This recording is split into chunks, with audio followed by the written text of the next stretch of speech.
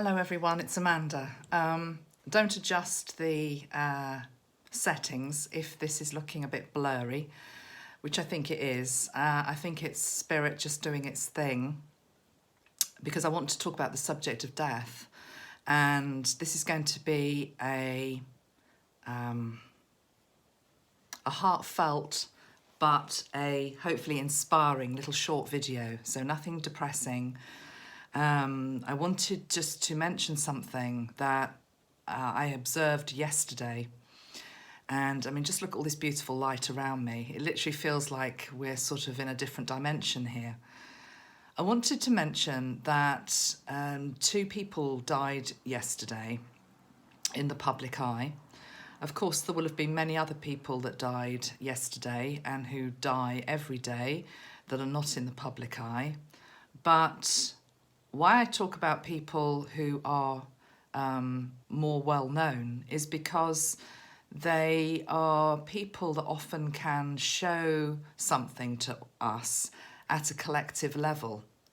And what I really feel is the learning from yesterday is that two deaths happened in the public arena. One was Gary Rhodes, who was a UK celebrity chef. He was called the first rock and roll chef. He had spiky hair when he was younger and all gelled hair. And I certainly remember him in the 80s. He was one of the people that really brought cooking alive to a whole new generation. And he had his own television show, was very successful. I always was quite fond of him because he did a lot of work in my hometown. We have a food festival here, and he was one of the patrons of that in the early days. And indeed, he set up a restaurant here, a Gary Rhodes restaurant, at some point over the last decade. It's not here anymore, but it was at one point. So Gary Rhodes died, and the thing about him was that he died very, very unexpectedly and very suddenly. He was only 59, and it wasn't initially reported as to how he had died, but it's coming out now that one of his friends, in fact, I think it's the last photograph of him with this friend a few days before he died, has come out and said that he died having tripped up, basically. So he tripped up and he fell. So obviously an unexpected death. The thing about it is the fact that only this friend says one of the last things that Gary ever said to him was that life couldn't be any better. Okay, so life couldn't be any better. So going out on a complete and utter high, because the soul always knows when its exit is. It's the soul that decides this. There's no such thing as an accidental death. Now, the reason I'm talking about Gary, and now I want to talk about Clive James, who was the other well-known person who I'm aware of that died yesterday. Clive James was an Australian broadcaster. He had a second home here in the UK. He was very well loved and well liked. But he had been diagnosed with leukemia quite a few years ago, and at some point over the last few years came out and publicly said that he was dying, and he didn't have very long, and then he actually lived quite a few more years with it.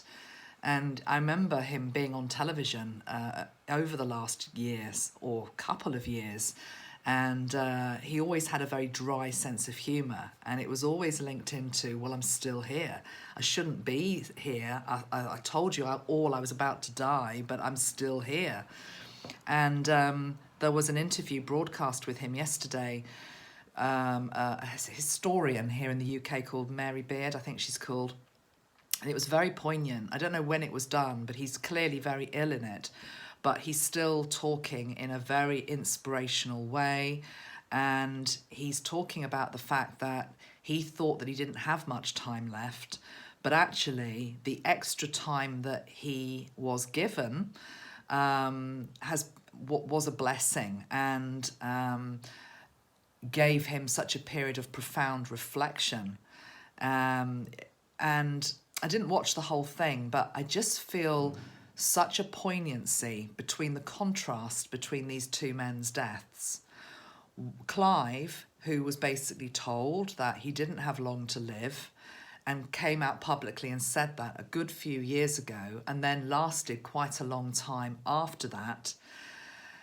And then Gary, who was just going about his day-to-day business and wasn't expecting to die probably yesterday when he woke up. And then his life is over just like that in a flash with no warning. And it's like, how do we tally up those two extremes?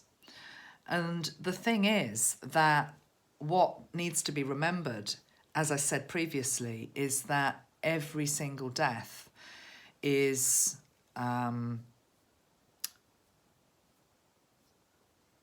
carried out on the instructions of the soul.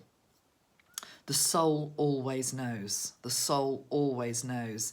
Even in a death that seems to be very random, seems to be completely and utterly out of the blue, as was Gary's, his soul was just as much in control of that exit as was Clive's, who actually it had been a more drawn out withdrawal from this world.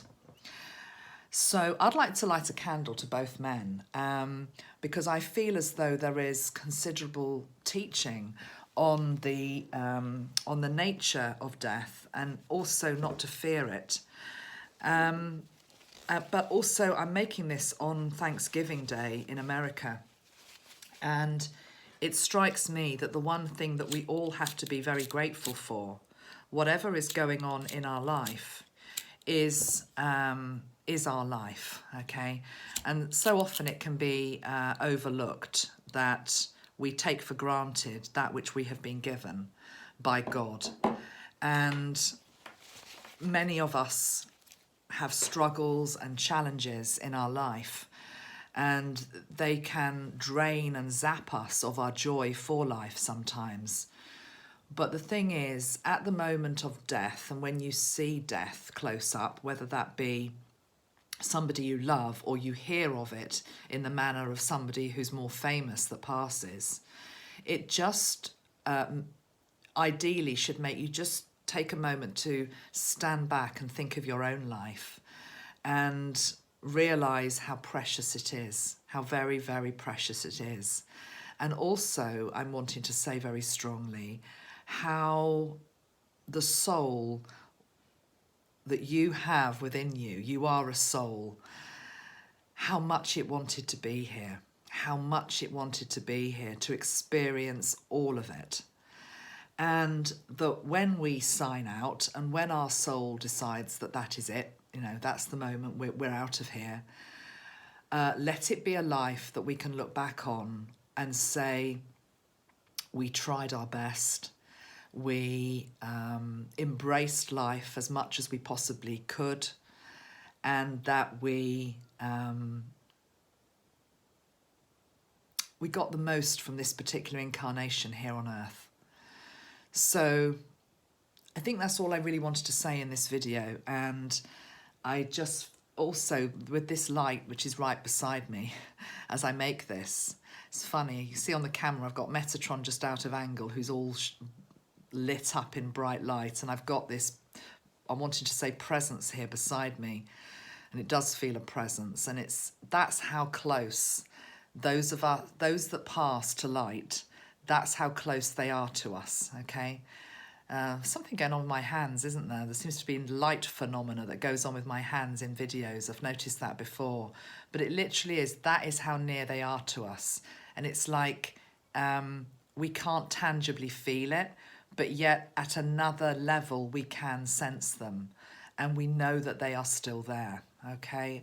And also that they live on through us. I'm talking here about family members. So it's as though they integrate with us.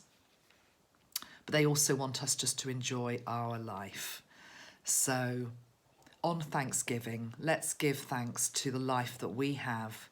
Let's give thanks to anybody that's passing at this time, those that we've lost, And also, yeah, let's give thanks to both Gary and also Clive that made me come on and just say this today.